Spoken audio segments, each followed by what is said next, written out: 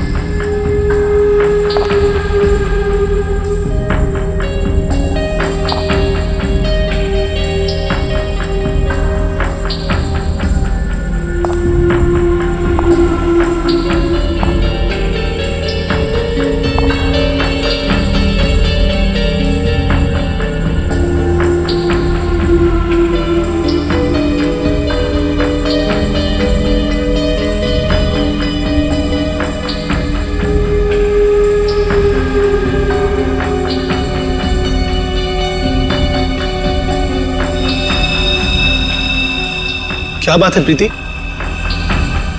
तुम ठीक तो हो ना?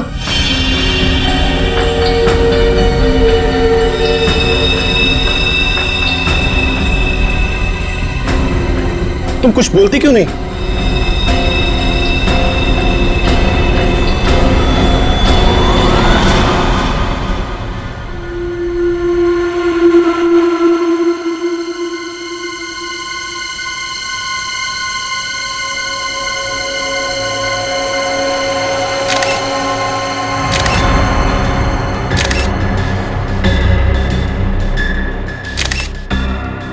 तीन, चार, पाँच, छह, सात बार चाकू से घुपा गया इस विशाल को। एक पत्नी अपने पति को इतनी बेरहमी से मारेगी, वो भी शादी के सालगिरह के दिन, यकीन ही नहीं हो रहा। हाँ सर, इसकी लाश को देखकर लग रहा है इसकी पत्नी बहुत नफरत करती होगी इससे।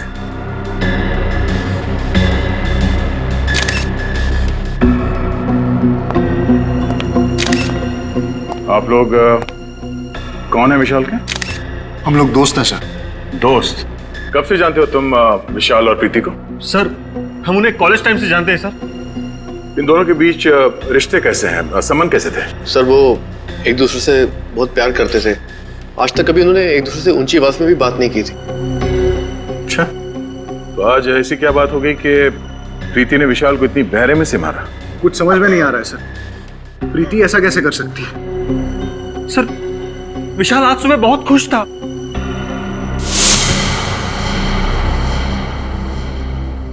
हैप्पी एनिवर्सरी प्रीति। मैं दुनिया का सबसे खुश नसीब पति हूं जो मुझे तुम्हारे जैसी बीवी मिली। काश आने वाले हर जन्म में तुम मेरी ही बनकर रहो। क्या बात है, बीवी की फोटो के साथ इतनी रोमांटिक बातें हो रही है। अबे साथ में होती होगी तो ये जनाब तो शायर बन जाते होंगे। यार ये तो बहुत गलत बात है, दरवाजा खटखटा के आना चाहिए था ना। अच्छा, तुम लोगों ने मेरी सारी बातें सुन ली। अरे सुन ली तो क्या हुआ, तू हमारे कॉलेज का दोस्त है यार, लंगोटिया यार। और प्रीति को इम्प्रेस करने के तरीके हम ही से तो पूछता था। भूल गया? कैसे भूल सकता हूँ यार, मेरे घोड़ी चढ़ने का श्रेय तुम लोगों को ही तो जाता है। वो बात तो है, और इसीलिए आज हमें पार्टी चाहिए। हाँ पार्टी? हाँ, तेरी वेडिंग एनिवर्सरी की पार्टी यार। यार प्रीति से पूछना पड़ेगा। क्या बात कर रहा है यार, उसे पूछने की क्या जरूरत है। अरे सरप्राइज दे देते हैं उसको, वो खुश हो जाएगी। बढ़िया, तो अच्छा है, ठीक कह रहा है तू। मैं भी कुछ ऐसा ही सोच रहा था, है ना? तो आज रात 10 बजे पार्टी पक्की। Done done done done. और फिर जब हम अंदर घुसे तो हमने देखा विशाल जमीन पे पड़ा हुआ था और प्रीति उसके पास बेहोश थी। और हाँ, प्रीति के हाथ में एक चाकू था, खून से सना हुआ।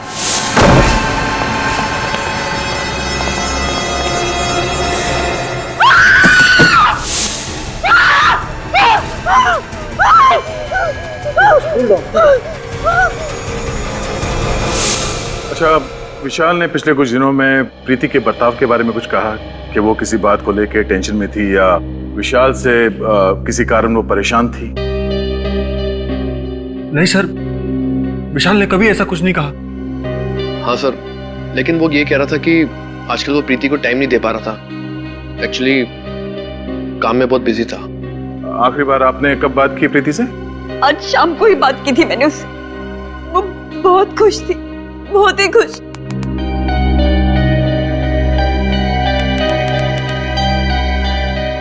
सर, प्रीति, प्रीति, प्रीति, क्या हुआ था यहाँ पे? प्रीति, तुम ठीक हो? हमारी आवाज सुनाई दे रही है तुम्हें? सर, लगता है सदमे में है। सर, कहीं ये एक्टिंग तो नहीं कर रही है सदमा लगने की? श्रेय, काम करो, इसे ब्यूरो लेके चलो। विनीत, आसपास लोगों से पता करो कि प्रीति और विशाल के बीच में संबंध कैसे थे। अफेड़ी, इनके दोस्तों का नाम और एड्रेस ले लो और इनसे बोलना कि जब तक ये केस सॉल्व नहीं हो जाता कोई भी शहर छोड़ के बाहर नहीं जाएगा। सर, ये प्रीति तो कुछ बोलने को तैयार ही नहीं। लगता है अपने पति की मौत का गहरा सदमा लगा उसे। सदमा कैसा सर? इसने अपने ही हाथों से अपने पति विशाल का खून किया है। हाँ सचिन, पर कुछ तो है जो इसे बाकी के खूनियों से अलग करता है। विशाल के खून के बाद इसने भागने की कोशिश नहीं की और ना ही कोई बहाना बनाया। विशाल की मौत के बाद से लेके अब तक इसकी जुबान से एक शब्द तक नहीं निकला। पानी का एक घूंट तक नहीं पिया इसने। पता नहीं इसके दिमाग में क्या चल रहा है। क्या बात है भाई, बड़ी टेंशन में तुम लोग?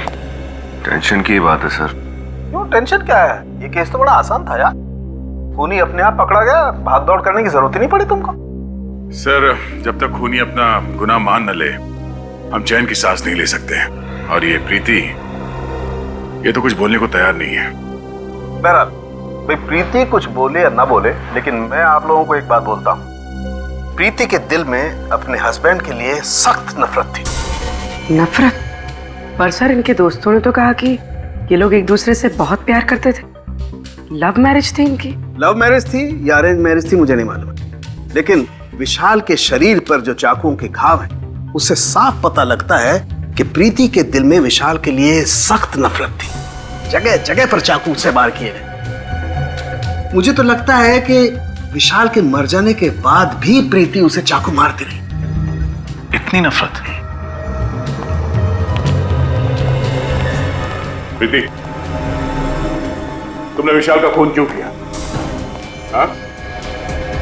क्या वो तुम्हें मारता पीटता था, दहेज के लिए परेशान करता था या किसी और से प्यार करता था? बताओ प्रीति, तुम्हें जवाब देना होगा। ऐसी क्या बात थी जिसकी वजह से तुम उससे इतना नफरत करती थी? नफरत नहीं, प्यार करती थी मैं विशाल से, और अब भी करती हूँ। विशाल की मौत के बाद जो खोया वो आप लोग नहीं समझो, और वैसे भी विशाल के जाने के बाद मेरी जिंदगी का कोई मतलब नहीं। अगर तुम इतना प्यार करते थे विशाल से तो फिर उसे मारा क्यों? क्या फायदा? वैसे भी आप लोग सीआईडी वाले मेरी बात का कहाँ विश्वास करेंगे? विश्वास करना है या नहीं, वो हम पे छोड़ दो। पहले बताओ कि तुमने विशाल को क्यों मारा? मुझे नहीं पता उस दिन क्या हुआ। मुझे विशाल पर बहुत गुस्सा है और मैंने बिना सोचे समझे से मार डाला। कोई किसी को बेवजह 7-7 बार चाकू नहीं मारता प्रीति। मैंने कहा था आप लोग मेरी बात का भरोसा नहीं करेंगे, और वैसे भी मुझे कुछ नहीं कहना। चढ़ा दीजिए मुझे फांसी पर, मुझे नहीं जीना। चढ़ा दीजिए मुझे फांसी पर, मैं विशाल के बिना नहीं जी सकती। दया, मुझे लगता है इस लड़की के साथ कुछ प्रॉब्लम है। कैसी प्रॉब्लम सर? यार वो तो समझ में नहीं आ रहा है, लेकिन मुझे लगता है कत्ल करते वक्त इस लड़की का दिमाग इसके काबू में नहीं था। सर, कत्ल करते वक्त तो किसी भी खूनी का दिमाग काबू में नहीं रहता। मुझे तो लगता है ये लड़की झूठ बोल रही है।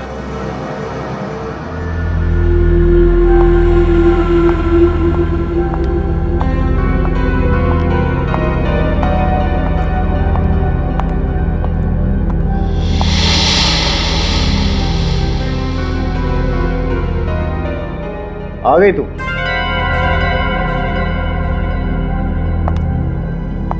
फोन भी नहीं उठा रही। मुक्ता कहाँ रह गई थी तू?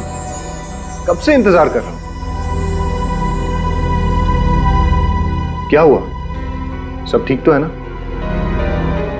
ओ, समझ गया। लगता है इस बार तुमने फिर से क्रेडिट कार्ड की लिमिट एक्सीड कर दी है ना? डोंट वरी, मैं कमाता किसके लिए हूं यार? तुम्हारे लिए। अभी बहुत लेट हो रहे हैं, चलते हैं, ठीक है?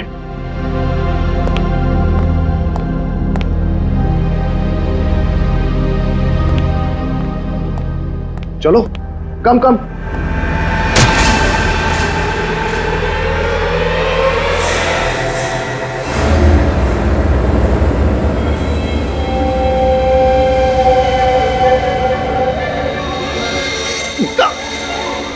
ये क्या किया तुमने? क्या कर रही हो ये?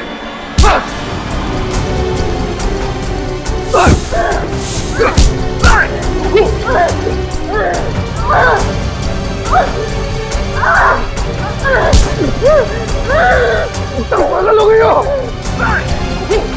आवाज छोड़ो मुझे, उठाओ सिक्योरिटी।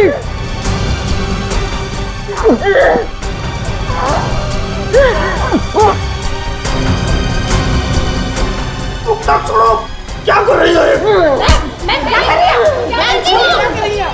अरे छोड़िए, आप क्या कर रही हैं? अरे छोड़िए मैडम।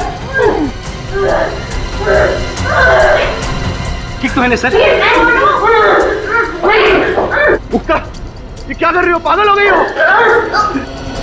होश में आओ।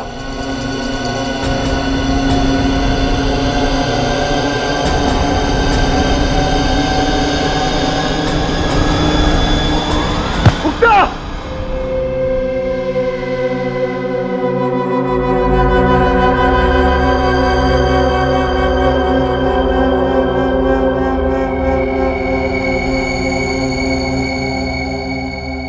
मुक्ता, अब कैसी हो तुम?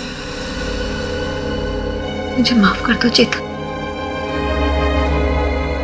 पता नहीं मुझे क्या हो गया था जो मैंने तुम्हारे साथ ऐसा बर्ताव किया। इतनी चोट पहुंचाई है मैंने तुम्हें। अरे कोई चोट नहीं आई मुझे।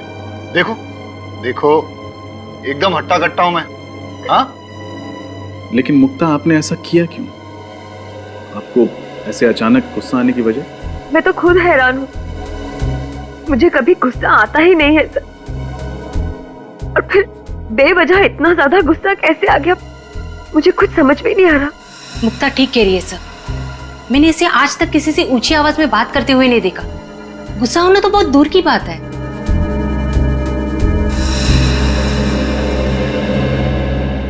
तो आप दोनों का कहना है कि आप लोगों ने अपने अपने पतियों पे इसलिए हमला किया क्योंकि आप लोगों को अचानक उन दोनों पे बहुत तेज गुस्सा आने लगा।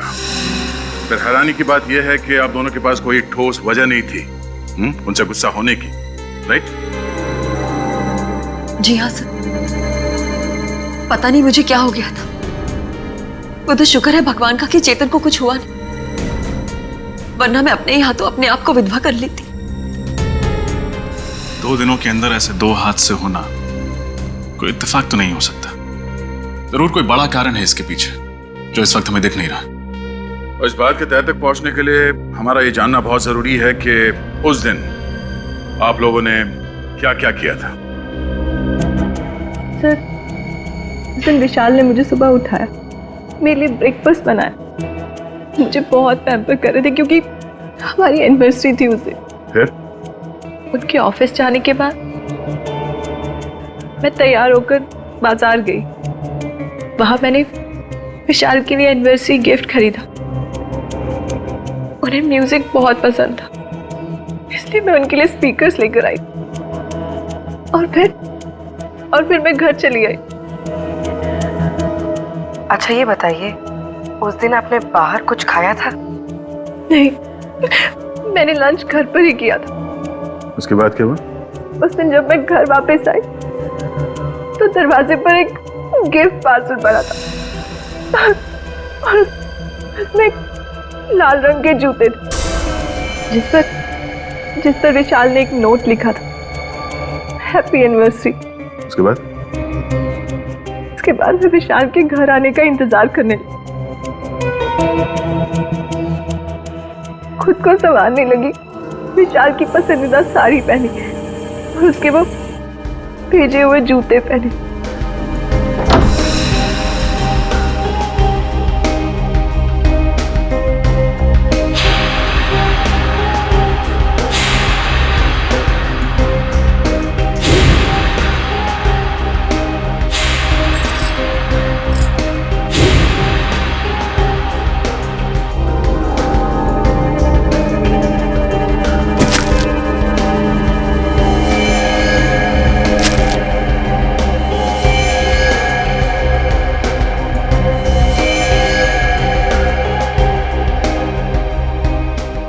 और जब वो घर लौटे तो मैं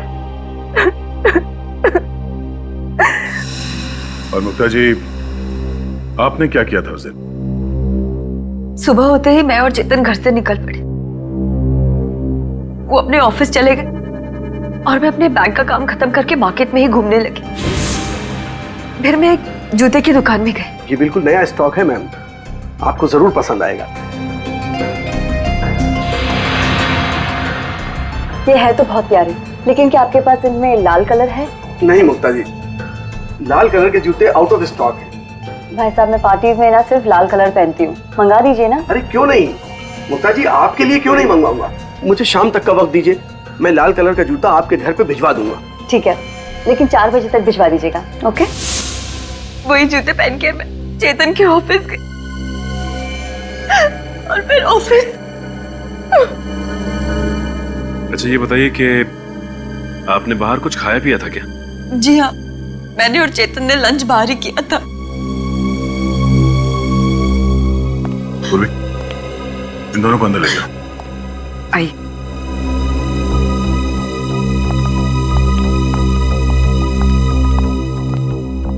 आई।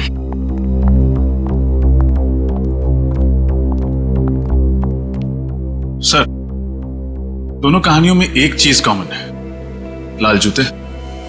हाँ रजत, पर इन लाल जूते में ऐसी क्या बात हो सकती है?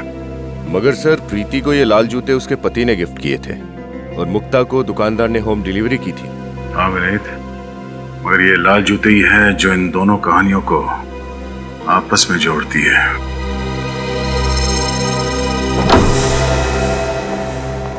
घर की अच्छी तरह से तलाशी लो, देखो लाल जूते कहीं मिलते हैं क्या।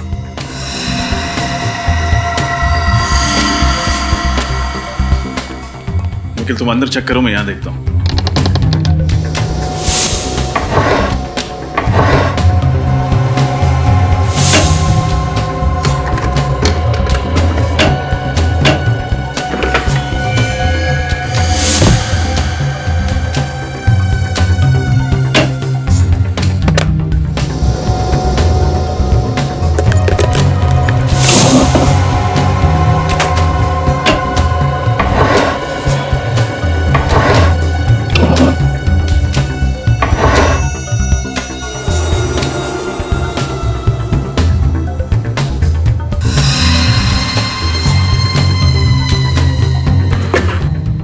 यहाँ तो कोई लाल कलर की लेडीज शू नहीं है।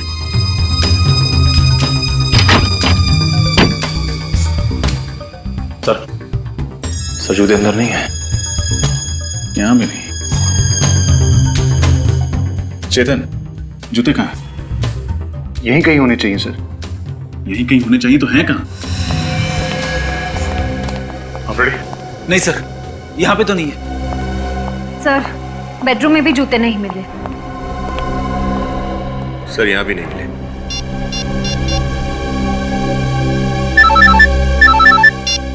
हाँ बोलो।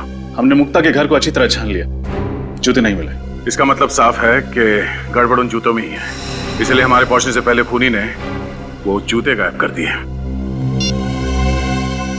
ये लाल जूते गए तो कहाँ गए? सर, ये केतु है, मुक्ता जी के घर यही गया था जूते देने। सर मुझे कुछ नहीं मालूम सर, मैं तो सिर्फ जूते देकर वापस आ गया था सर। थोड़ा याद करके बता, जब तुम मुक्ता को उसके जूते देने जा रहे थे तो रास्ते में कुछ हुआ, शायद तुमने थोड़ी देर के लिए जूतों को लवारिस छोड़ दिया, या फिर किसी ने उन्हें बदल दिया, कुछ अलग, कुछ अजीब, कुछ भी।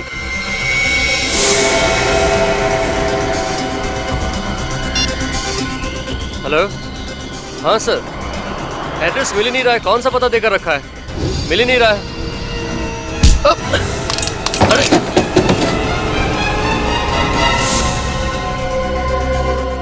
सर इसका मतलब जो आदमी केतु से टकराया उसने जूते बदल दिए?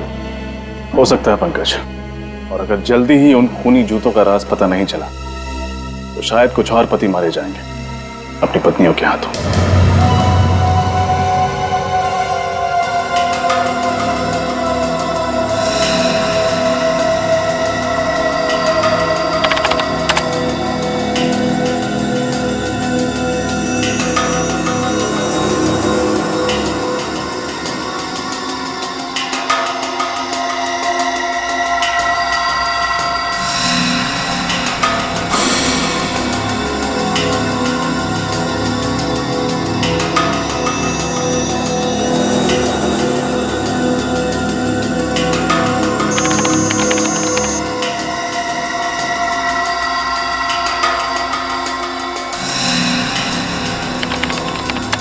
आप लोग अब उठ सकते हैं।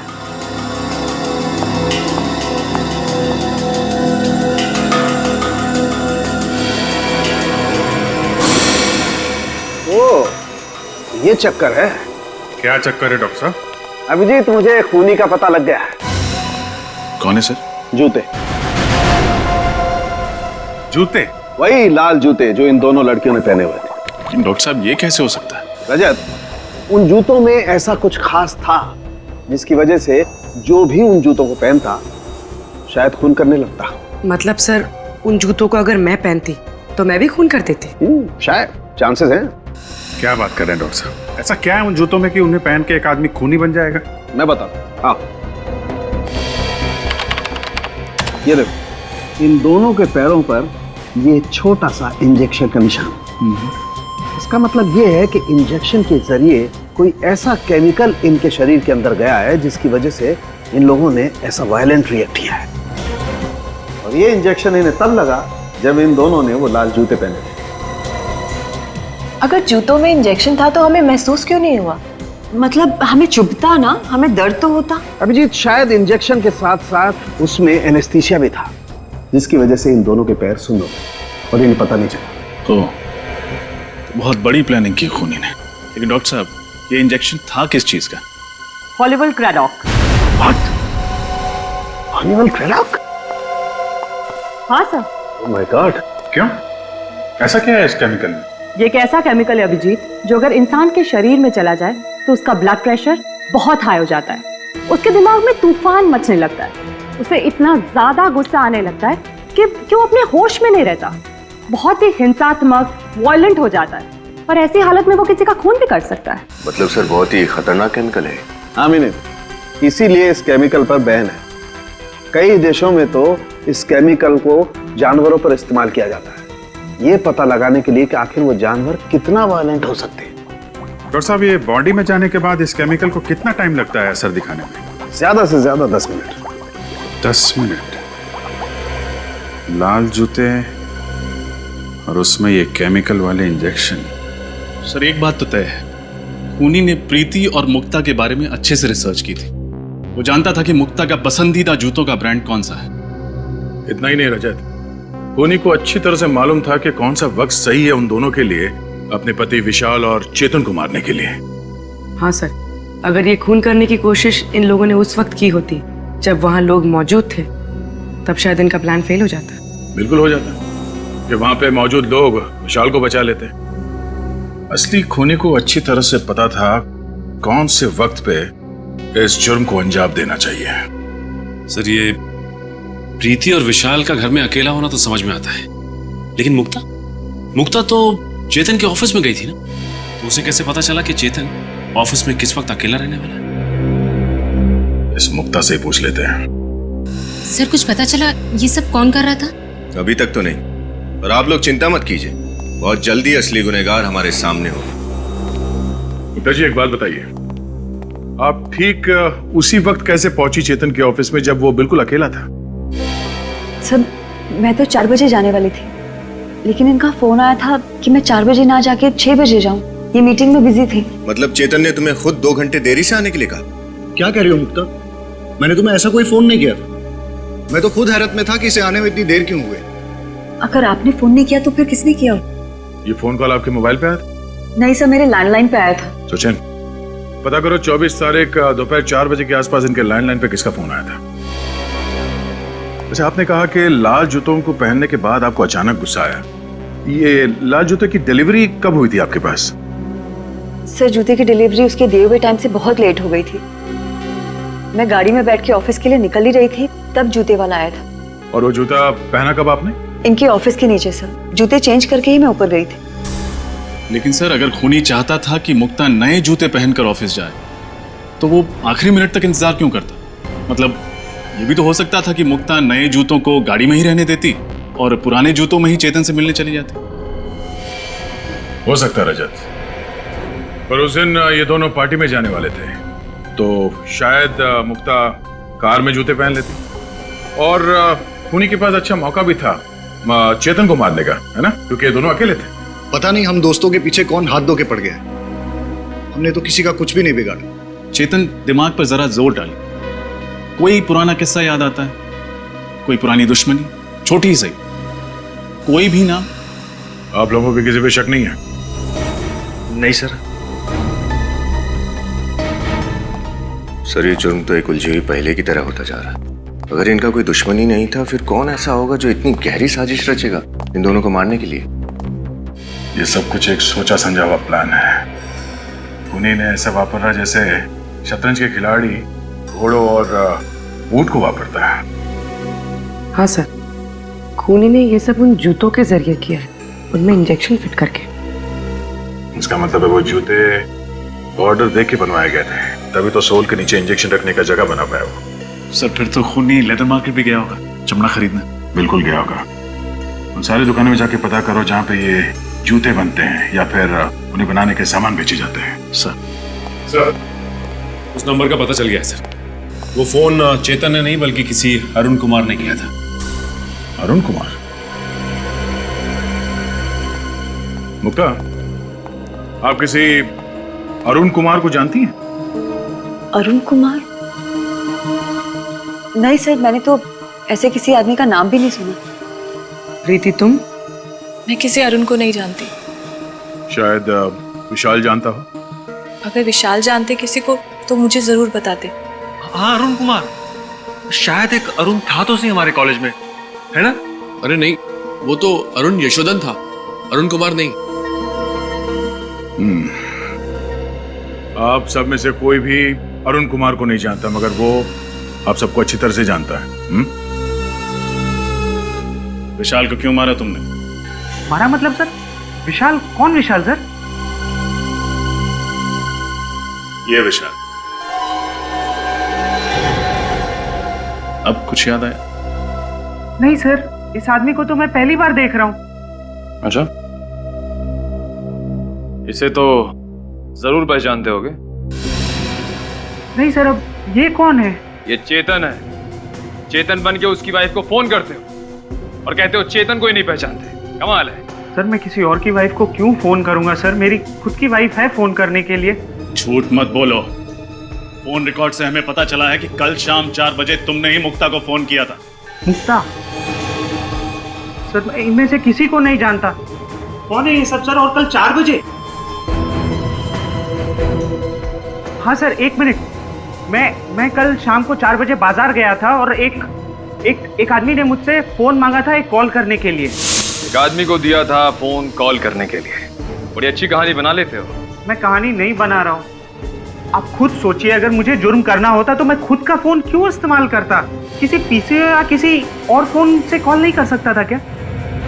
उस आदमी की शक्ल याद है तुम्हें जिसने तुमसे तुम्हारा फोन मांगा था? नहीं सर, थोड़ा जल्दी में था तो ज्यादा ध्यान नहीं दिया मैंने। ठीक है, अगर तुम्हारी ये कहानी झूठी निकली तो तुम अपने बच्चों को कहानी सुनाने लायक नहीं रहोगे।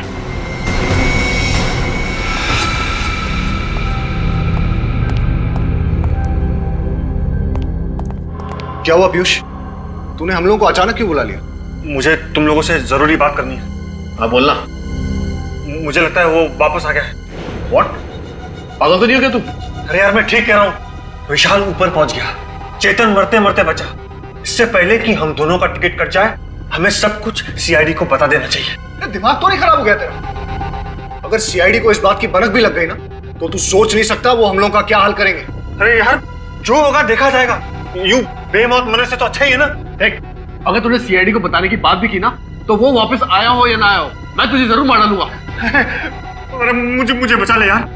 मैं पागल हो रहा हूँ, पागल। मेरा दिमाग फट रहा है, दिमाग। मैं मरना नहीं चाहता, मैं मरना नहीं चाहता, मैं जीना चाहता हूँ, मैं जीना चाहता हूँ। पीयूष, तू घबरा मत, कुछ नहीं होगा हम लोगों को, सब ठीक हो जाएगा। डोंट वरी, हम तेरे साथ हैं ना। मैं मरना नहीं चाहता हूँ, मैं जीना चाहता हूँ, मैं मरना नहीं चाहता, मैं मरना नहीं चाहता। Please help me. कम।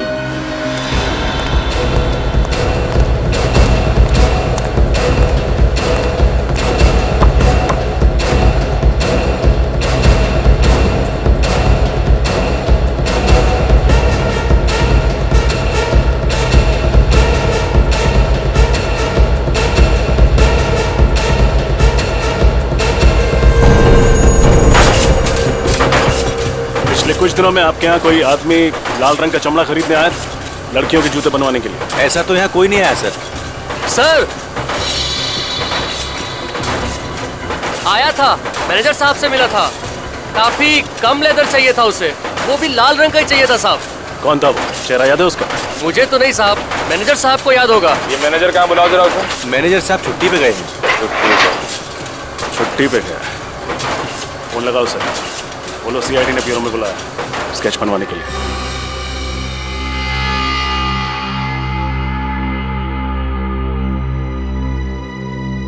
पांडुरंग दगड़ू सराफ। अरे पूर्वी, अरे पूर्वी, अरे हटो यार। अरे पूर्वी, अरे वेरी गुड, तुमने तो कमाल कर दिया भाई। Thank you very much, thank you very much, तुम कमाल हो यार। अरे सालों के साहब, ऐसी क्या बात हो गई जो खुशी से आपकी छाती फूल गई? यार तुम्हें पता नहीं, वो पूर्वी ने मुझे सलाह दी थी ना वो लेटर लिखने की। अरे भाई मैंने अपनी गर्लफ्रेंड को एक अच्छा सा लेटर लिखा, फूलों का गुलदस्ता भिजवाया और बस उसको गुस्सा तो गायब। क्या बात सर, ये तो बहुत ही अच्छी बात है। मुबारक हो सर। अरे भाई रहने दो, अपनी मुबारकबाद आप अपने पास रखिए, पहले भी झेल चुका हूँ यार मैं तुम्हें। अरे सर गिफ्ट में कैंची दी आपने और गलती मेरी? यार ऐसे वक्त पे कैंची की याद दिलाना जरूरी है क्या यार? मैंने कहा था ना सर कि आपका लिखा हुआ खत पढ़ के वो खुश हो जाएगी। वेरी गुड पूरी, तुम कमाल हो। आइंदा से इस मामले में कोई टिप्स लेनी होगी ना बेटा, मैं सीधा तुम्हारे पास आऊंगा। यस डॉक्टर साहब, पूर्वी से क्यों, आप तो ये तारिका से भी ले सकते हैं और उसके लिए आपको यहाँ ब्यूरो में आने की जरूरत भी नहीं पड़ेगी। नहीं था यार, तुम समझते नहीं हो यार, तारिका की इस मामले में जरा पसंद कमजोर है यार। डॉक्टर साहब, अभिजीत के बारे में अगर कुछ कहना है तो मेरे सामने तो प्लीज आप। अच्छा, बुरा लगा ना, बुरा लगा, कोई बात नहीं है यार। मैं भी अपना वक्त बर्बाद नहीं करना चाहता ये डिस्कस करके यार। अरे मेरे पास टाइम नहीं है, मुझे फेशियल कराने जाना है यार। फेशियल? और आप? क्यों? मैं फेशियल क्यों नहीं है? नहीं, बिल्कुल सर, करना चाहिए आपको, फेशियल करना चाहिए। हाँ, और आज तो जरूर करना चाहिए यार। यू नो डेटिंग है, डिनर पे जा रहा हूँ गर्लफ्रेंड के साथ यार। बहुत अच्छी बात है सर। उम्मीद करते हैं कि जब तक आप दोनों का डिनर खत्म हो जाता है तब तक हम लोग ये केस सॉल्व कर देंगे। यस ऑफ कोर्स, तुम केस सॉल्व करो, मैं डिनर सॉल्व करता हूँ। बाय पूर्वी, बाय।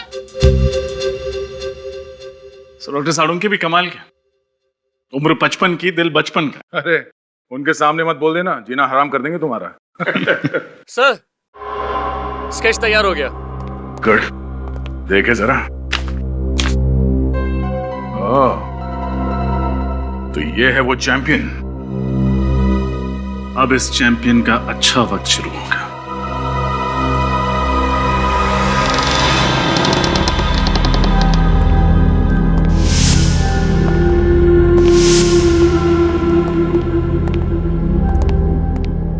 देखो कहां छुप के बैठा है।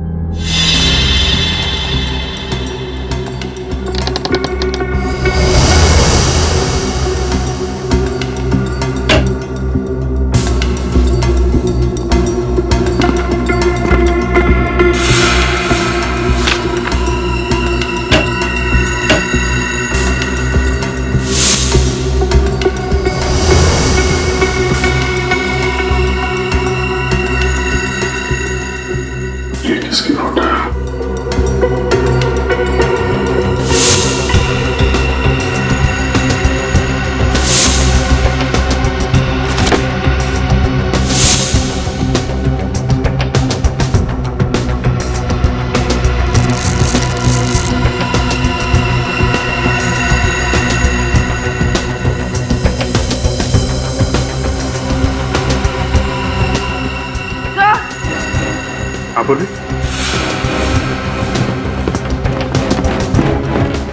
सर यहाँ पर ये नीडल्स और सिरिंजेस मिली है। सर ये वो केमिकल जो जूतों में इस्तेमाल किया गया था। और सर ये जेल जो पैरों को सुन्न करने के लिए जूतों में डाला गया था। सर यहाँ पर ये लाल जूते भी हैं और सर ये इंजेक्शन।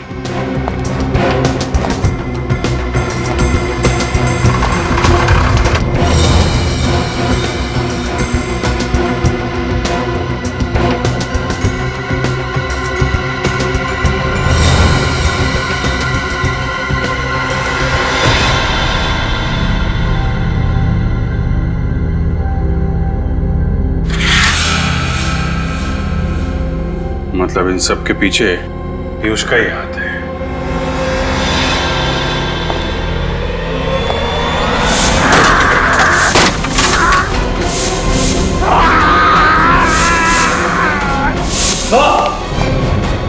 पूर्वी, सब कुछ उठा लो। विनीत,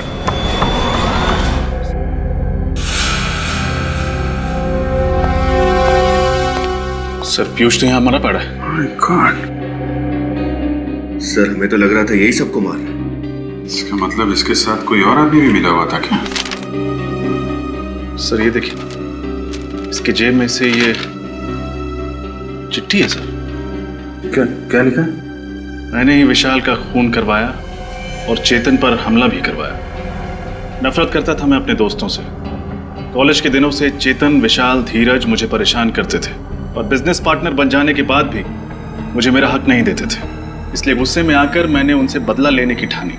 मगर सीआईडी को मेरे बारे में पता चल गया, इसलिए मैं अपनी जान दे रहा हूं। पीयूष, अजीब बात है सर, जब गुनहगार को पता होता है कि एक ना एक दिन वो पकड़ा ही जाएगा, फिर गुनाह करता ही क्यों है? और इसने तो सीआईडी के डर से खुदकुशी कर ली। बात कुछ हजम नहीं हो रही है विनीत।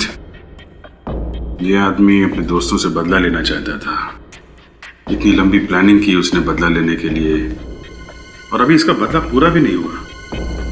डर के मारे आत्महत्या करेगा क्या? सर, इसके हाथ और पैर पर ये निशान देखिए। रस्सी के बांधने का निशान। पीयूष को बांध के रखा था। लगता तो है सर, लेकिन जब ये ब्यूरो आया था तब तो कोई निशान नहीं था। और ये निशान काफी गहरे हैं, लगता है काफी दिनों से बांध कर रखा गया था इसे। पीयूष को बांध के भी रखा गया था और पीयूष ब्यूरो में भी। अब कुछ कुछ समझ में आ रहा है। डॉक्टर साहब, मैं ठीक तो हो जाऊंगा ना?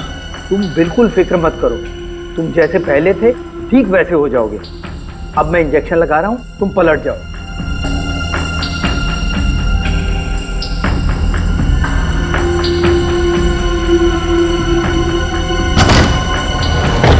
कौन हो तुम लोग? सीआईडी, पीछे हटो। चेहरा बदलवाया जा रहा है, हैं? चेहरा चाहे पीयूष का हो या अमित का, अंजाम तो फांसी ही है। ये क्या बकवास कर रहे हैं आप लोग? ऐसी कोई बात नहीं है, जाने दीजिए मुझे। कहाँ जा रहे हो? चेहरा नहीं बदलवाओगे? हाँ, मैं पीयूष नहीं, अमित हूँ। अमित, यही है ना तुम्हारा असली चेहरा? अब बताइए अमित जी, क्यों मारा अपने दोस्तों को तुमने? हैं? दोस्तों के नाम पे धब्बा थे वो लोग, धब्बा। क्यों? ऐसा क्या किया था उन लोगों ने तुम्हारे साथ? उनकी वजह से मैं खूनी बना। मैंने अपने हाथों से सपना की जान ले ली। कौन सपना? सपना मेरी प्रेमिका। कॉलेज के दिनों में हम एक दूसरे से बहुत प्यार करते थे। एक दिन सपना ने विशाल, पीयूष, चेतन और धीरज को एग्जाम पेपर चुराते हुए देख लिया। फिर उसने धमकी दी कि वो सब कुछ प्रिंसिपल को बता देगी। फिर इन चारों ने उसे मारने का प्लान बनाया। बस सपना तो तुम्हारी गर्लफ्रेंड थी, उनके कहने पे तुमने सपना का खून कर दिया। क्यों? क्योंकि उन चारों ने मुझसे झूठ कहा कि सपना मुझसे बेवफाई कर रही है। वो चारों अच्छी तरह से जानते थे कि मुझे मेरे गुस्से पर काबू नहीं रहता, इसीलिए बिना सच जाने मैंने सपना की जान ले ली। फिर जब तुम्हें सच का पता चला तो तुमने एक एक करके सबसे बदला लेना शुरू कर दिया। हाँ, और डॉक्टर साहब ने मेरी मदद की। इन्होंने मुझे पीयूष का चेहरा दिया, जिसका फायदा उठाकर मैंने अपने प्लान को अंजाम दिया और पीयूष को 1 साल तक कैद कर रखा। और मैं भी यही चाहता था कि इन चारों की मौत की वजह भी वही गुस्सा हो जिसकी वजह से मेरी सपना की मौत हुई थी। और इसीलिए मैंने जूतों में इंजेक्शन फिट किया। प्लान तो अच्छा बनाया था तुमने, लेकिन एक गलती कर दी। पीयूष के मोबाइल से आखिरी कॉल डॉक्टर साहब को कर दिया। सपना का खून किया तुमने। पश्चाताप के आंसू बहाने के बजाय अपने दोस्तों को भी मारा। तुम्हें तो फांसी ही होगी। और डॉक्टर साहब, आप पैसों की लालच में बिक गए। आपका और इनके बाकी दोस्तों का हिसाब तो अब अदालत ही करेगी।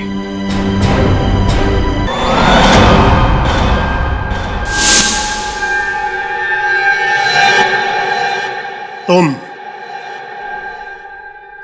ही मेरा प्यार हो, मेरा जुनून। बरसों से जिस दिन का इंतजार था, आज आखिर वो दिन आ ही गया। तुम मेरे सामने हो और मैं तुम्हारे सामने। हम दोनों एक दूसरे के कितना करीब। अब कोई भी तुम्हें मुझसे जुदा नहीं कर सकता।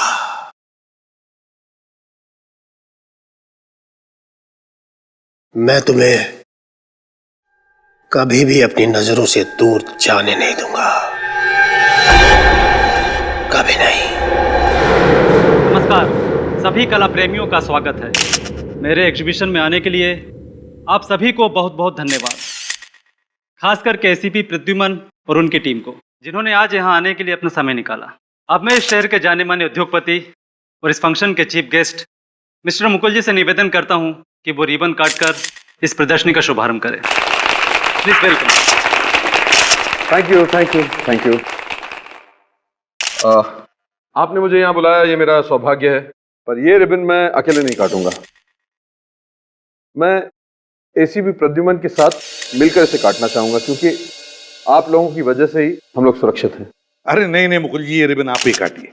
देखिए, हम जो करते हो हमारी ड्यूटी है, फर्ज है हमारा। प्लीज आइए ना, please Mukul ji, please please come on, आइए सर।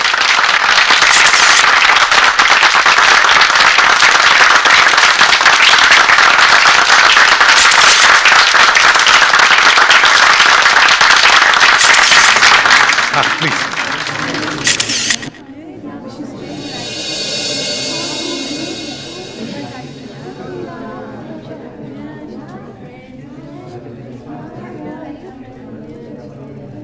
बहुत अच्छी पेंटिंग बनाई है आपने। Thank you Daya sir. भाई, इस पर सोल्ड का टैग लगा दो। ये पेंटिंग मैंने खरीद ली। Excuse me please. भाई मुकुल जी, अगर आपको एतराज ना हो तो भाई ये पेंटिंग तो हम खरीदना चाहेंगे। प्लीज। भाई जतेन, बहुत खूब। भाई तुम तो मुझसे भी अच्छी पेंटिंग बनाने लगे। विक्रम सर, आप मुझे क्यों शर्मिंदा कर रहे हैं? खुश रहो। आप ही तो मेरी प्रेरणा हो। जीते रहो।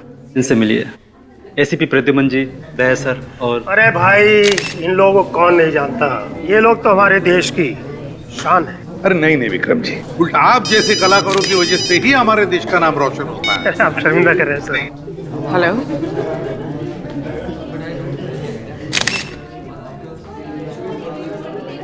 कब?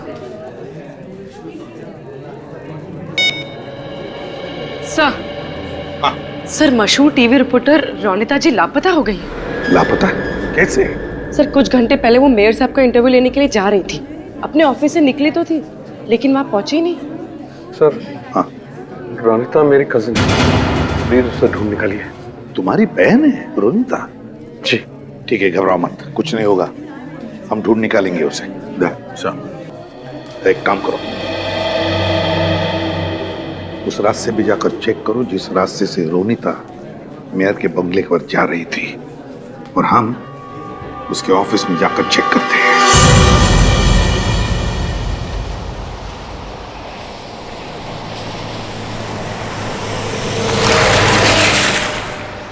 सर हमें रोनिता जी के ऑफिस से निकले हुए 40 मिनट हो गए।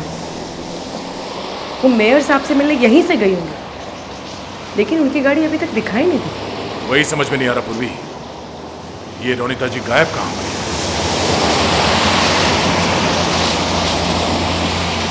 एक मिनट, गाड़ी रोको, लगता है ये रोनिता जी की गाड़ी है।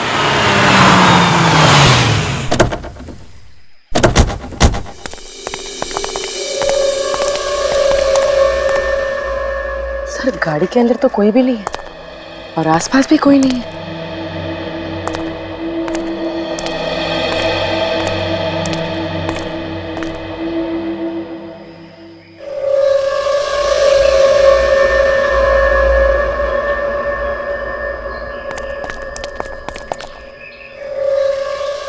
टायर का निशान देख के लगता है कि यहाँ पे कोई ट्रक खड़ा था। सर मतलब रोनिता जी की गाड़ी के ठीक पीछे एक ट्रक भी पार्क था। और इस निशान से साफ पता चलता है कि वो ट्रक बाद में यहाँ इस रोड पे गया है।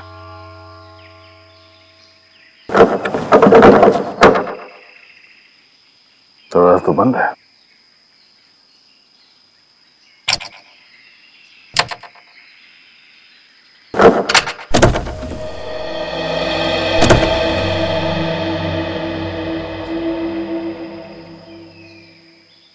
गाड़ी के अंदर देख के लगता तो नहीं है कि यहाँ पे हाथापाई हुई है। सब कुछ ठीक ठाक है। फिर ऐसी जगह पे रोनिता जी ने अपनी गाड़ी क्यों रोक दी?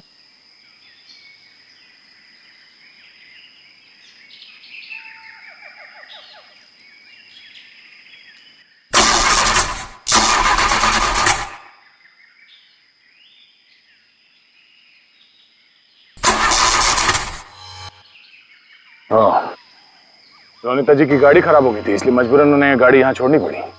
सर हो सकता है किडनैपर उनका ट्रक में पीछा कर रहा हो।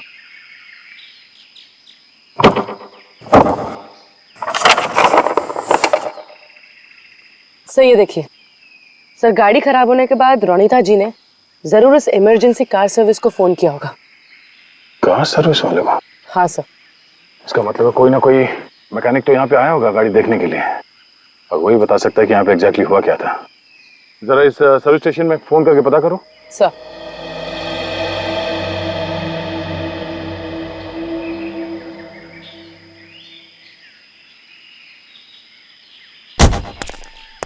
सर उनका कहना है कि रोनिता जी की गाड़ी को चेक करने के लिए एक नरेश नाम का मैकेनिक आया था और उसने अभी तक सर्विस सेंटर को रिपोर्ट नहीं की। नरेश? चीफ एडिटर,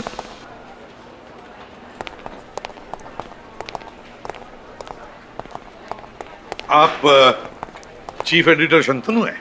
जी सर, मैं ही हूँ। मैंने ही आपको फोन किया था। ओके, देखिए शंतनु जी, हम रोनिता का टेबल चेक करना चाहते हैं। Okay sir. गार्गी ले जाओ। जी सर। Ready? सर आप इधर हैं। शंतनु जी, क्या लगता है आपको, वाकई रोनिता का किडनैप हुआ है?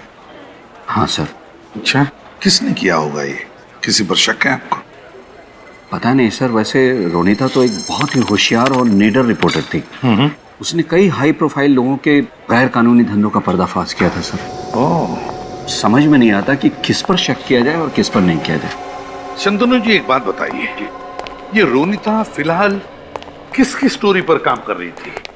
पता नहीं सर, वो अपनी न्यूज स्टोरी तभी बताती थी जब उसका सारा रिपोर्ट तैयार हो जाता था। Oh sir. हाँ हाँ फ्रेडी, ये फाइल देखिए सर। इस फाइल को आखिरी बार 6:20 को मॉडिफाई किया गया था। और रोनिता भी करीब 6:30 बजे ऑफिस से बाहर निकली थी। मतलब रोनिता ऑफिस से बाहर जाने से पहले किसी फाइल पर काम कर रही थी। इस फाइल पर, फाइल खोल के देखा। इस फाइल को खोलने के लिए पासवर्ड चाहिए। उन्होंने इसे लॉक करके रखा है। तो मैंने रोनीता टाइप करके देखा, मगर पासवर्ड कुछ और ही है। पासवर्ड जानती है? सर अब बोल्ड BOLD टाइप कीजिए। पिछले प्रोजेक्ट में जब हमने साथ काम किया था तो उसने अपनी फाइल का पासवर्ड बोल्ड ही रखा था। BOLD। ये पासवर्ड भी गलत है। अब क्या करें सर? कोई तो पासवर्ड होगा ना फ्रेडी, कोई तो पासवर्ड होना ही चाहिए। ये रोनिता की डायरी है? जी सर। शायद इसमें हो सकता है। ये क्या नाम है? AID, Aida? कि ये रोनिता का पेट नेम तो नहीं? फ्रेडी, जरा इसे टाइप करके देखो। AIDA, Aida.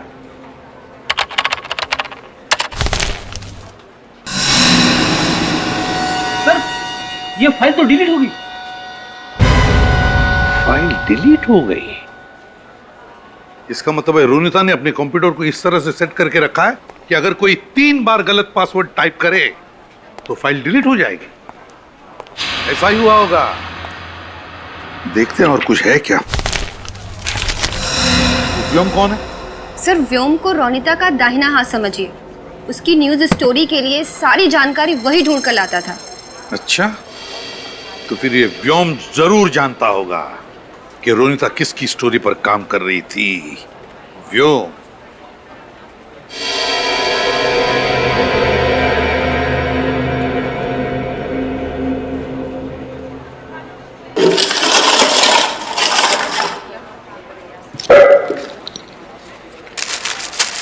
सर ये तो किसी की फोटो लग रही है।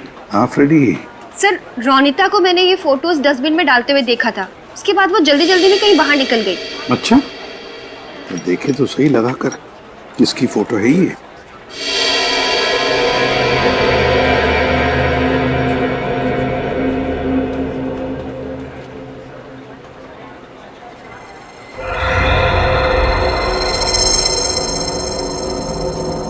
ये देखो फ्रेडी, ये मुकुल है, मुकुल। और लगता है कि ये किसी को पैसे दे रहा होगा। फिर जरूर ये रोनिता मुकुल की स्टोरी पर ही काम कर रही थी।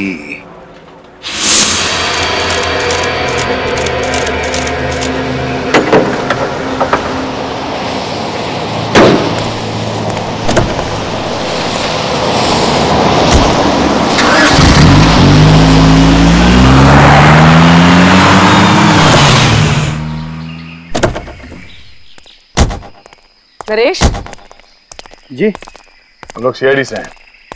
क्या आपने रोनिता जी का कंप्लेंट कॉल अटेंड किया? कार नंबर है XC021346। हाँ सर, मुझे ही भेजा गया था।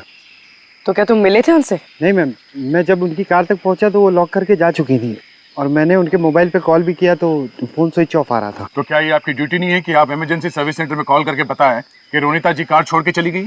सॉरी सर, एक्चुअली मुझे पहुंचने में थोड़ा लेट हो गया था, तो मुझे लगा कस्टमर मेरे बॉस से कंप्लेंट ना कर दे, इसलिए मैंने अपने बॉस को कॉल ही नहीं किया।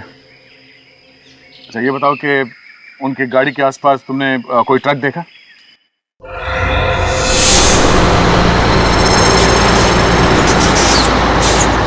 हाँ सर, जब मैं गाड़ी के पास पहुंचा था एक आइसक्रीम ट्रक को जाते हुए देखा।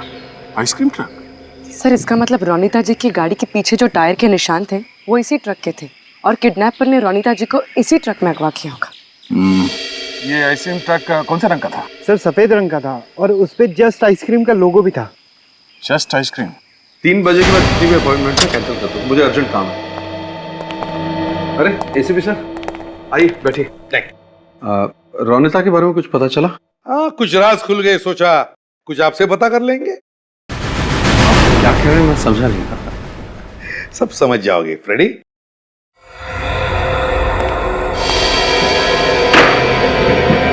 ये सब क्या हो रहा है? आप मुझ पर शक कर रहे हैं? मैं भला अपनी कजन को क्यों अगवा करवाऊंगा? इसलिए ये फोटोग्राफ आपको कहां से मिला? सवाल हम तुम्हें पूछने आए, उल्टे सवाल पे सवाल तुम हमें पूछे जा रहे हो। वाह, बताओ कौन है ये आदमी? और उसे पैसे ही दे रहे हो ना तुम? ये एक एजेंट है, लेकिन मैं किसी से भी मिलूं, कुछ भी करूं, इससे रोनिता का क्या लेना देना? क्योंकि ये फोटोग्राफ रोनिता के ऑफिस में से हमें मिला है, उसकी टेबल पर से। इसका मतलब रोनिता मुझ पर नजर रखी हुई थी, लेकिन क्यों? मुझे तो इस बारे में पता भी नहीं। झूठ बोल रहे हैं आप। आपकी अपॉइंटमेंट डायरी में व्योम का नाम लिखा हुआ है। कौन है ये व्योम? इस व्योम का नंबर तुम्हारे डायरी में कैसे? क्यों? सर ये वो आप मेरी पूरी बात सुन लीजिए। मुकुल जी, तुम्हारे मेहमान बनकर हम तुम्हारे एग्जीबिशन में आए थे, अब तुम हमारे मेहमान बनकर हमारे ब्यूरो में चलिए।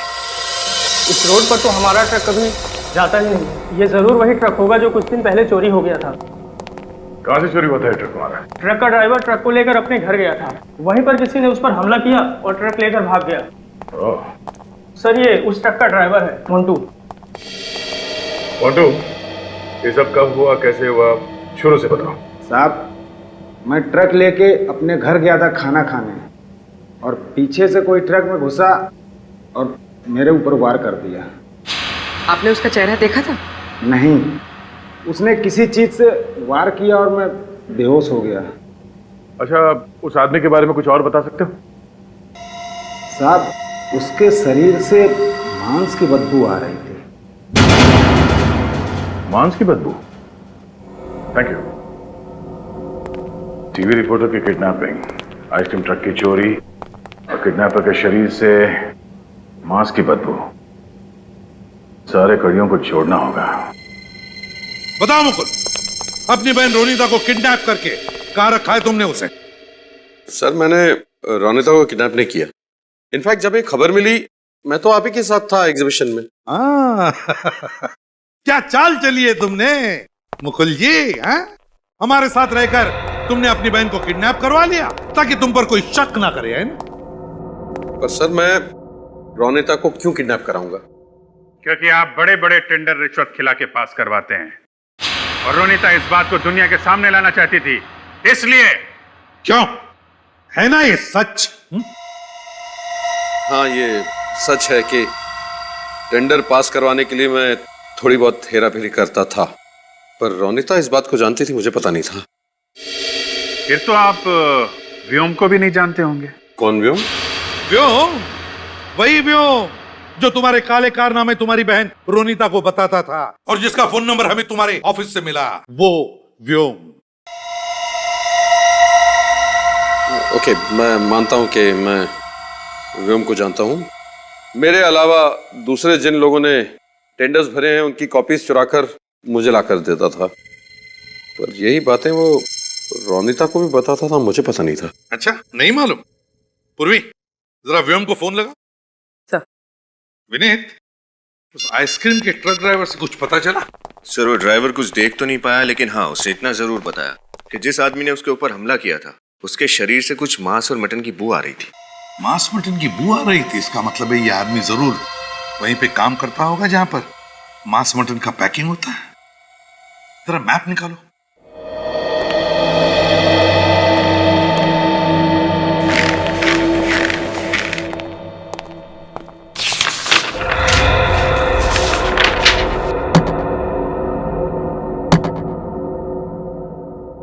एक, ये 2, 3 और ये है 4। शहर में 4 जगह हैं जहां पर मांस मटन का पैकिंग होता है। मतलब सर, हमें इन चारों जगहों को जाकर चेक करना पड़ेगा। बिल्कुल चेक करना पड़ेगा। सर, व्योम का फोन ऑन हो चुका है, उसकी लोकेशन ट्रैक हो गई है। कहां पर? Sir, Chincholi area. Chincholi area? Vyom? उठाओ इस व्योम को चिंचोली एरिया से, पता तो चलेगा ये मुकुल सच बोल रहा है या ये व्योम।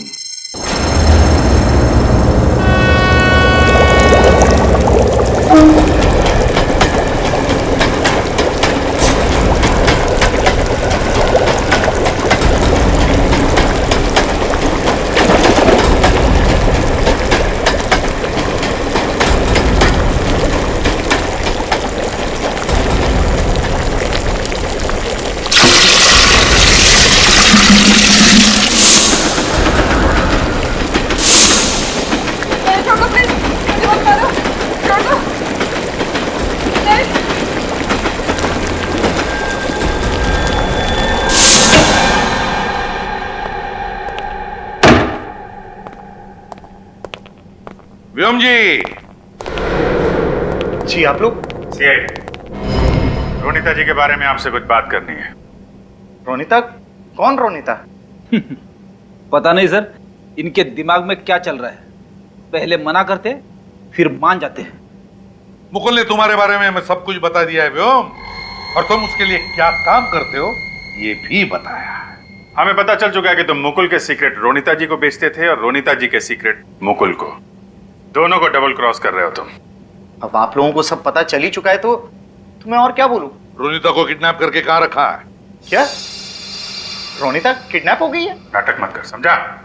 नहीं सर, मैं सच बोल रहा हूँ। मुकुल जी के बारे में खबर देने के बदले रोनिता मुझे ढेर सारे पैसे देती है। मैं भला उससे किडनैप क्यों करूंगा? आज सुबह कहाँ थे तुम? मैं मुकुल जी के ऑफिस में था, आप चेक कर सकते हैं। रोनिता से तुम्हारी आखिरी बार बात कब हुई थी? मुकुल जी के ऑफिस से निकलने के बाद मैंने उसे फोन किया था। कितने बजे?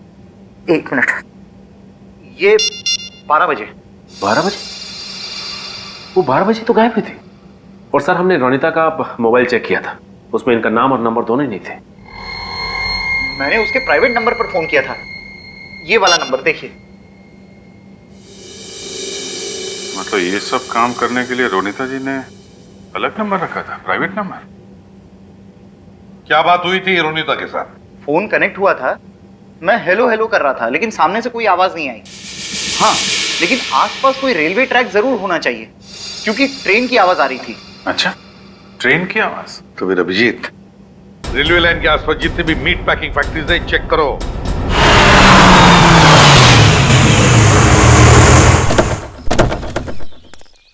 ये आइसक्रीम ट्रक तो यहाँ पर है। इसी में रोनिता जी को किडनैप किया गया था। इतनी होनी चाहिए।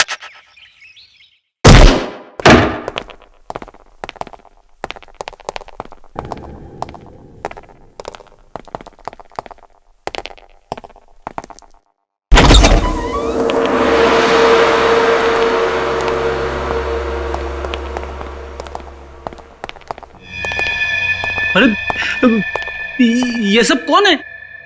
सर ये पुतले हैं सर, मोम के पुतले। बाहर आइसक्रीम का ट्रक, यहां मोम के पुतले और रोनिता जी गायब। चेक कर।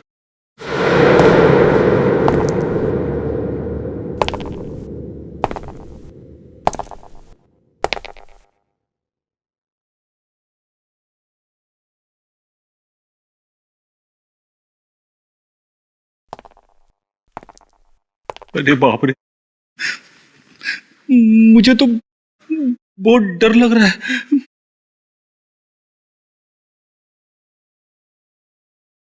कितनी ठंडी है यहाँ पे, मगर मुझे बहुत पसीने छूट रहे।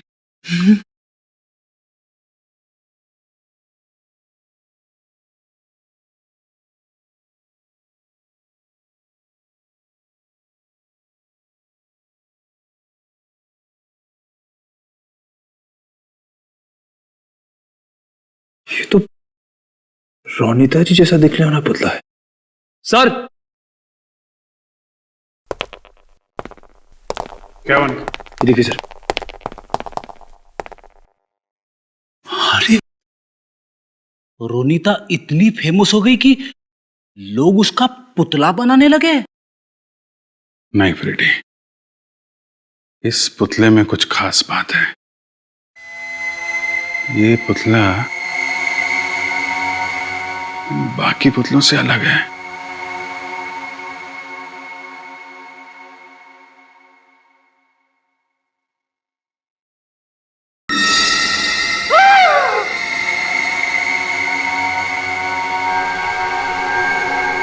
रोनिता जी,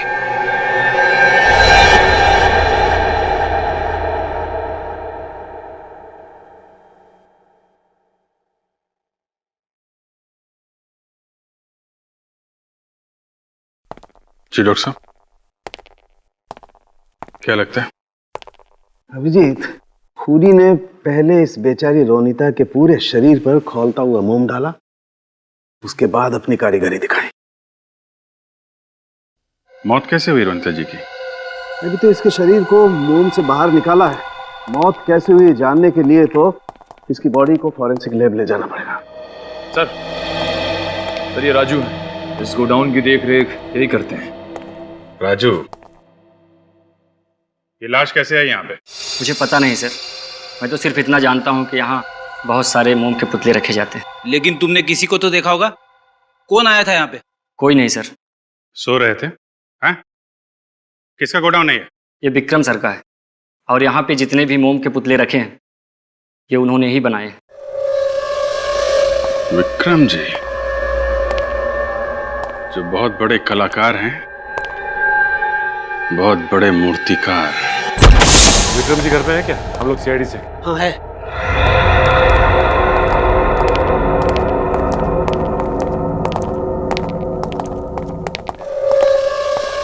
कहिए सर, मैं आपके लिए क्या कर सकता हूँ? तुम्हारे वर्कशॉप में विक्रम जी हमें रोनीता जी की लाश मिली है। लाश?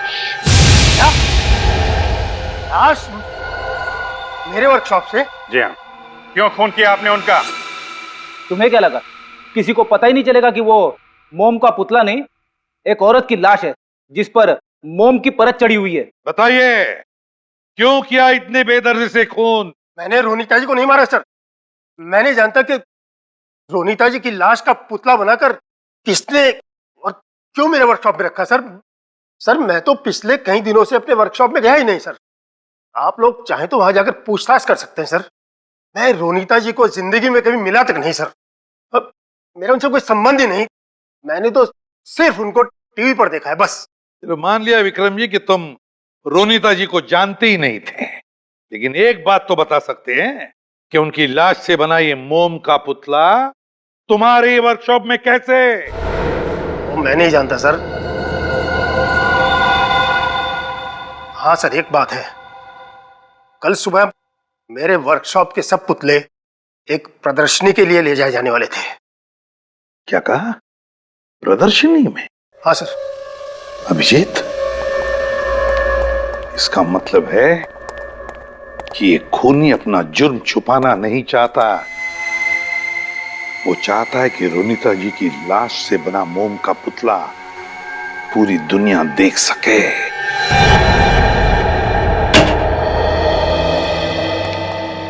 यार साळुंखे, क्या इसकी मौत जहर से हुई थी? नहीं बिल्कुल नहीं। मगर सर इनके बॉडी पे तो कोई निशान भी नहीं है और ना ही इन्हें गोली मारी है या किसी ने चाकू मारा है, तो फिर इनकी मौत हुई कैसे? रोनीता जी की मौत दम घुटने की वजह से हुई। दम घुटने की वजह से? हाँ, मतलब सर खूनी ने पहले रोनीता की सांसें रोक दी, उसके बाद इसके शरीर पर गर्म मोम डाला। नहीं विनीत, जब रोनीता जी पर गर्म मोम डाला गया उस वक्त ये जिंदा थी। जब इस पर खौलता हुआ मोम डाला गया तब ये जिंदा थी? हाँ। यार साळुंखे, ये तू किस बेसिस पे कह सकता है? ये देखो, ये इनके शरीर पर देखो, चमड़ी जगह जगह से जल गई है और कहीं कहीं से तो ये देखो ये चमड़ी निकल भी रही है। सिर्फ इतना ही नहीं सर, हमें रोनीता के खून में से नींद की दवा मिली है। इसलिए लगता है कि खूनी ने पहले इसे दवा देकर गहरी नींद में सुला दिया और उसके बाद खौलता हुआ मोम इसके शरीर पर डाल दिया। और वो गरम गरम मोम जब इनके शरीर पर पड़ा तो इनकी चमड़ी जल गई और बाद में वही मोम जब ठंडा हो गया तो इनके पूरे शरीर पर मोम की एक मोटी परत, एक लेयर जम गई। सर और इसकी वजह से रोनीता का दम घुट गया? हाँ, खूनी ने बेचारी पर खौलता हुआ मोम डाल दिया ताकि एक खूबसूरत सा पुतला बने और फिर लोग इसे एग्जीबिशन में देख सकें। सर इसका मतलब खूनी एक ऐसा आदमी है जो मोम से पुतले बनाने की कला को जानता है। हाँ पूर्वी, मगर गलत इस्तेमाल किया है उसने अपनी कला का, गलत इस्तेमाल किया है। विक्रम के बारे में क्या पता चला? तो विक्रम का हमारे पास कोई क्रिमिनल रिकॉर्ड नहीं है। क्या?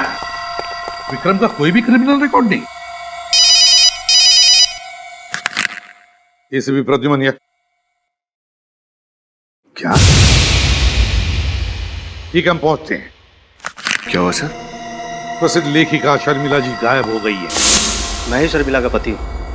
आप ही ने फोन किया था हमें? जी हाँ, शर्मिला अचानक गायब हो गई, तब से मैं बहुत टेंशन में हूँ। देखिए राकेश जी, आप टेंशन बिल्कुल मत लीजिए, आपकी पत्नी शर्मिला जी को हम ढूंढ निकालेंगे। अच्छा ये बताइए कि आपकी पत्नी शर्मिला जी कब गायब हुई थी? सर वो मॉर्निंग वॉक के लिए निकली थी। आपकी पत्नी हर रोज मॉर्निंग वॉक करने जाती है? जी हाँ। तो फिर उनके गायब होने की खबर आपने हमें पहले क्यों नहीं दी? सर ऐसा है कि शर्मिला एक कामयाब लेखिका है। वो कब कहाँ किससे मिलने जा रही है ये हर समय बताकर तो नहीं जाती। और फिर वो स्वाभिमानी और कड़क मिजाज की, हर वक्त कोई उसे टोकता रहे ये उसे पसंद नहीं। लेकिन जब वो नहीं आई तो मुझे चिंता होने लगी कि वो कहीं कोई मुसीबत में तो नहीं है। तो फिर आपने शर्मिला जी को फोन करने की कोशिश नहीं की? कई बार फोन किया लेकिन उसका फोन स्विच ऑफ बता रहा है। मिस्टर राकेश, आपकी पत्नी की किसी के साथ बहस वगैरह हुई थी? देखिए सर, वो सिर्फ किताबें या कहानियां नहीं लिखती, वो एक क्रिटिक भी है। वो अखबार में कला के बारे में, फिल्म के बारे में, सामाजिक मुद्दों के बारे में भी लिखती है। उसे किसी का डर नहीं, जो सच है वो अपने अखबार में लिखती है।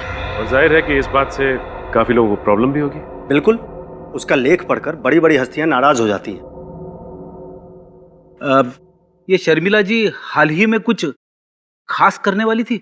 जी हाँ सर, वो अपने नई किताब के लॉन्चिंग फंक्शन में जाने वाली थी। ओह, पहली बार तो वो खूनी अपनी मोम की कारीगरी को एग्जीबिशन तक नहीं पहुंचा पाया, लेकिन इस बार वो जरूर कोशिश करेगा कि उसका अधूरा सपना पूरा हो। अच्छा ये बताओ कि ये बुक लॉन्च का फंक्शन कहाँ होने वाला है? सर शर्मिला जी की बुक लॉन्च की तैयारी चल रही है। मतलब वो किडनैपर कभी भी यहाँ पे आ सकता है। एक्सक्यूज मी, हम लोग सीआईडी से हैं। क्या बात है? यहाँ पे कितने लोग काम करते हैं? 7-8 लोग। और आप इन सबको जानती हैं? जी हाँ, मेरी मैनेजमेंट कंपनी के लोग हैं। ठीक है, कोई अनजान आदमी या औरत दिखे तो हमें तुरंत इन्फॉर्म करना, ठीक है? Sure sir.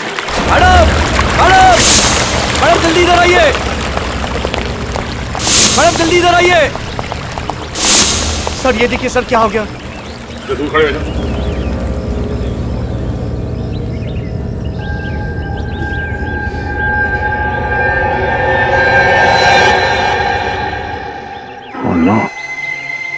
लाश। सर रोनिता जी की तरह इस पर भी खौलता हुआ मोम डाला गया, इसलिए शर्मिला जी की मौत हो गई। खूनी ये सब कर क्यों रहा है? और शर्मिला जी की मोम के पुतले को यहाँ अंदर लाया कैसे? ये पुतला अंदर आया कैसे? आपने से किसी ने उस खूनी को देखा? बट सर, जब मैं टेरेस पे आई थी तब ये पुतला यहाँ नहीं था। जब आप यहाँ आई तो मेन डोर का ताला ठीक था? यस मैम, मैंने अपनी चाबी से दरवाजा खोला था। सर स्विमिंग टैंक साफ करने के लिए कोई आदमी आया तो था। तब आप कहाँ थी? एक्चुअली मैम डेकोरेशन का सामान आया था तो मैं वही लेने गई थी, शायद तभी। हाँ, तभी एक आदमी आया तो था। तुमने उस आदमी का चेहरा देखा? दूर से देखा था सर, कुछ याद नहीं है। रोनिता की मोम के पुतले में लाश, और अब शर्मिला की लाश मोम के पुतले में। क्या कनेक्शन हो सकता है?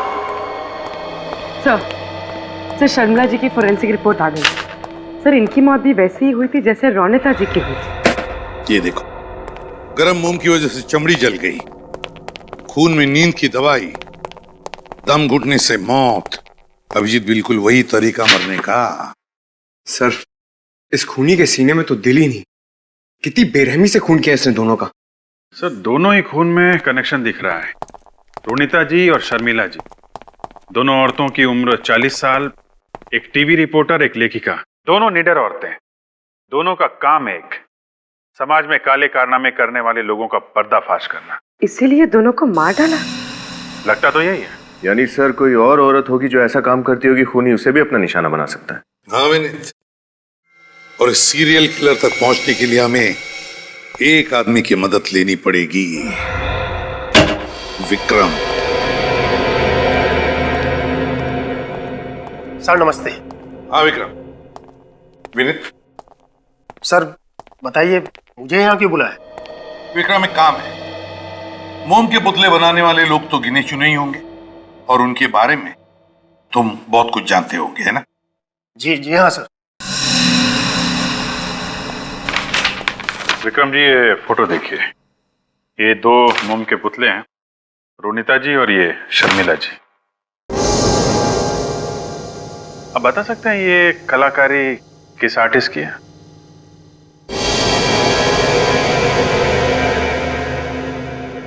सर दोनों पुतले एक ही कलाकार के बनाए हुए हैं। दोनों पुतलों के एक ही स्टाइल में तराशा गया है। छोटी से छोटी बारीकी का बहुत ध्यान रखा गया है, बहुत समय दिया गया है सर ये पुतले बनाने में। कौन कौन आर्टिस्ट चाहिए है? कभी देखा है इसका काम? जी हाँ सर, इस शहर में एक ही कलाकार है जो इस स्टाइल में पुतले बनाता है। कौन है जी? उसका नाम है उत्तम। उत्तम? ये झूठा इल्जाम है मुझ पर। मैं तो इन दोनों औरतों को जानता तक भी नहीं। मैं क्यों इनकी जान लूंगा? मैं क्यों इनके मोम के पुतले बनाऊंगा? मिस्टर उत्तम, ये जिस तरीके से मोम के पुतले बने, ये लेयरिंग, ये ड्रेपरी का स्टाइल, ये आपका नहीं है। मैं मानता हूं कि ये लेयरिंग और ड्रेपरी का स्टाइल मेरा ही है, लेकिन मेरे स्टाइल में कोई और भी तो काम कर सकता है। मैं इसे साबित कर सकता हूं। अच्छा, कौन बना सकता है? कौन है वो आदमी?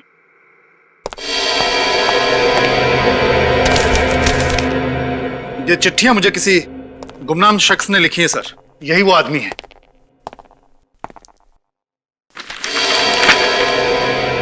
तुमसे अच्छा कलाकार तो मैं हूं, लेकिन तुमसे अच्छा नसीब मेरे पास नहीं है। बहुत इंतजार कर लिया, अब नहीं। इस पे ना तो किसी का नाम लिखा है, ना ही कोई पता लिखा है। अब मेरी कला का प्रदर्शन होगा और तुम्हारे बनाए गए मोम के पुतलों से कहीं अच्छे और सच्चे दिखेंगे मेरे मोम के पुतले। तुम्हें 3 साल लगे, लेकिन मुझे सिर्फ 3 हफ्ते लगेंगे अपनी कारीगरी दुनिया के सामने लाने में। सिर्फ 3 हफ्ते। ये बात तो तय है कि ये चिट्ठी लिखने वाला आदमी ही खूनी है। यही वो कलाकार है जिसने रोनिता जी और शर्मिला जी को मारा और उनके मोम के पुतले बनाए। उत्तम जी, आपका ऐसा कौन सा कॉम्पिटिटर है जो इस हद तक गिर सकता है? ऐसा तो कोई मुझे याद नहीं आता सर। किसी पे शक है आपको? जी नहीं सर। हाँ सर, इस खत में लिखा है तुम्हारा करियर खत्म हो जाएगा बबलू। आपका नाम बबलू है क्या? कॉलेज में मुझे बबलू कहते थे। कौन से कॉलेज में पढ़ते थे आप? के कॉलेज ऑफ आर्ट्स। के कॉलेज ऑफ आर्ट्स। वहीं से पता चलेगा कि और कौन कौन स्टूडेंट्स थे जो इनके साथ मूर्ति कला सीख रहे थे। नमस्ते सर, हम लोग सीआईडी से। ओह, मेरे सेक्रेटरी ने बताया था कि किसी केस के सिलसिले में आपको कुछ पूछताछ करनी है मुझसे। दरअसल 2 औरतों का खून हो गया है। किसी ने उनके शरीर में गरम गरम मोम डाल के उनका खून कर दिया और उनके पुतले बना दिए हैं। ऐसा वहशीपन कौन कर सकता है? आप उत्तम नाम के स्टूडेंट को जानते हैं? उत्तम? हो, बबलू। हाँ, वो 2005 के बैच में था। 2005? प्रिंसिपल साहब, उस बैच के जितने भी स्टूडेंट्स थे, हमें उनकी लिस्ट चाहिए, और खास तौर पे वो लोग जो मोम के माध्यम में काम कर रहे थे। देखिए, बहुत पुरानी फाइल है, मैं कोशिश करके आपको भिजवाता हूं। Okay sir.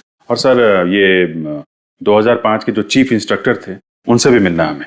उनका तो 2005 में ही खून हो गया था। खून हो गया? नाम क्या था उनका? दिव्या। कैसे मौत हुई दिव्या जी की? उनकी बॉडी एक कोल्ड स्टोरेज में पड़ी हुई मिली। बहुत तहकीकात हुई, लेकिन खूनी का कुछ भी पता नहीं चला।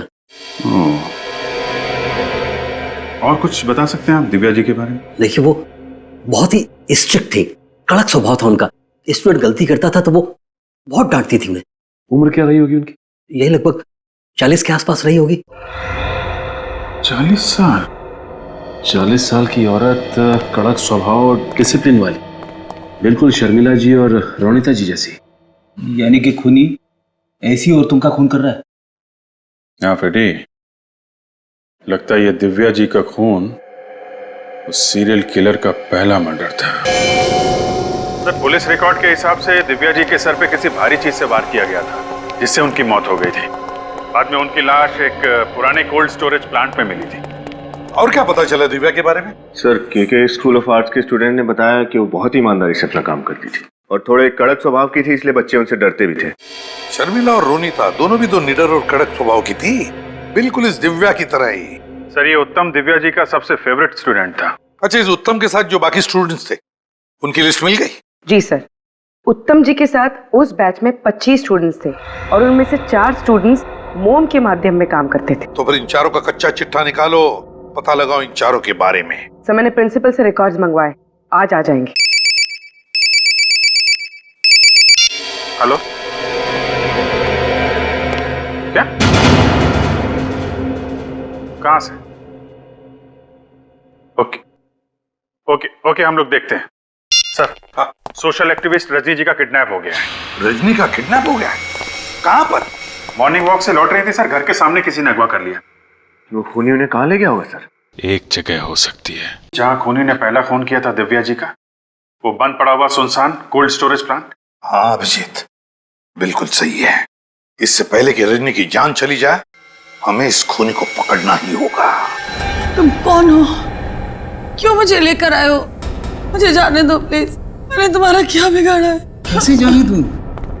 तुम ये सब इसलिए कह रही हो क्योंकि तुम नहीं जानती हो, दुनिया की सबसे सुंदर और महान मूर्तियों में तुम्हारा नाम लिया जाएगा। आज से हजारों साल तक लोग तुम्हें याद करेंगे। अमर होने वाली हो तुम। करना क्या चाहते हो तुम? ज्यादा कुछ नहीं, बस तुम्हारी मोम की मूर्ति बनाना चाहता हूं मैं। ये जो तुम्हें सामने गरम गरम खौलता हुआ मोम दिखाई दे रहा है ना, ये मोम तुम्हारे शरीर पर डाल दूंगा। थोड़ा सा जलेगा, ज्यादा नहीं, क्योंकि मैंने ऑलरेडी तुम्हें सेडेटिव दे रखे हैं। उसके बाद मैं तुम्हें कोल्ड स्टोरेज में डाल दूंगा और ये गरम गरम पिघलता हुआ मोम तुम्हारे शरीर पर जम जाएगा। और उसके बाद मैं अपनी कलाकृति दिखाऊंगा। नहीं प्लीज, मुझे मरना नहीं है।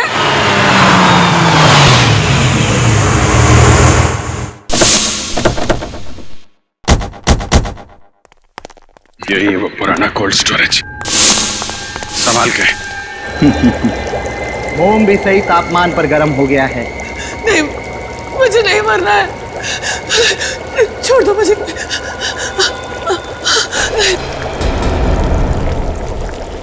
जाने दो मुझे, जाने दो। मैंने तुम्हारा क्या बिगाड़ा?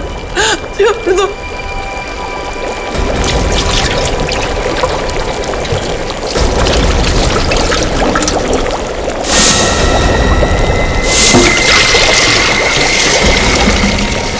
जाने दो, भगवान के लिए छोड़ दो मुझे। तुम ऐसा नहीं कर सकते। नहीं नहीं, मुझे जाने दो मुझे। शुभ काम के समय रोया नहीं करते, हंसो, मुस्कुराओ। अरे मुस्कुराओ, तुम्हारे अमर होने का समय आ गया है। तुम मेरी सबसे खूबसूरत कृति होगी और तुम्हारी मूर्ति की नुमाइश मैं नेशनल म्यूजियम में करूंगा।